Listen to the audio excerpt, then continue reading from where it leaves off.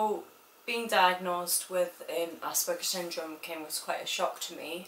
Anyone who knows me knows that I was diagnosed quite later on in life. I was 18 years old when I was diagnosed. So that would have been May 2009? Sure, it was May. Yeah, May 2009, and it came as such a shock. But when I look back on how I was then and how I am now, to me, I'm almost like a different person. I'm like the same person, but I've come so far in overcoming things that I found difficult and learning new skills. And learning how to cope in social situations. I used to hate meeting new people. I hated being in a room full of people I didn't know and talking and things like that. That used to stress me out like big style. But now I almost take it in my stride. I think the main thing on overcoming things that I find difficult would be persistence, never giving up. And I'm lucky that I had a great family around me to support me.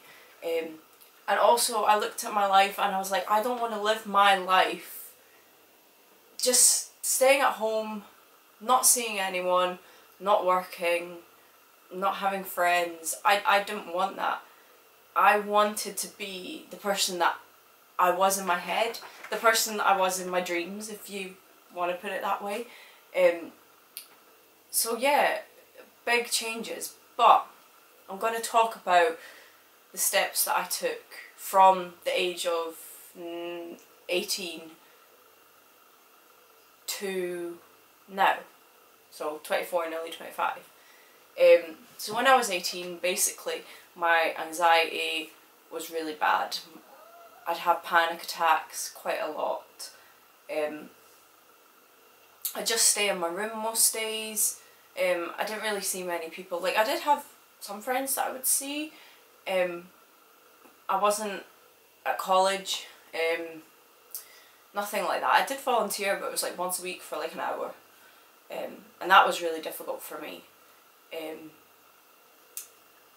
So one of the first things that I done was volunteering. I volunteered at loads of different places from the age of like 16 to 23, 22, 23.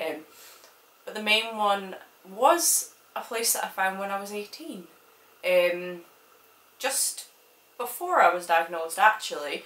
And they changed my life. They gave me a mentor. And she was a lot older than me, but I looked up to her, and she was very honest, open, and she was like the person that I wanted to be. She didn't care what people thought about her. She just took everything in her stride, and she was such a good role model for me. And she was such a big impact on my life. She was in my life for about a year and a half, and I think finding a mentor or a befriending charity is such a great thing to do if you are anxious or if you need support in achieving a goal. Mine was to go to German classes and to be in a classroom environment and not be stressed, and that was such a big thing for me. And she helped me, and she met with me every week, and she came with me to classes, and we had a great laugh together. She was such a big impact on my life. I'll put a link into a video that I done with my mentor, and it was a year after the mentor-mentee relationship ended, and it's talking about our experiences. The link's in the description. So through volunteering and building my confidence, it was about, I was 22, so it was 4 years of volunteering and trying new things. Through my volunteering I've done peer education, which was going into schools, and I was talking about like homelessness and things.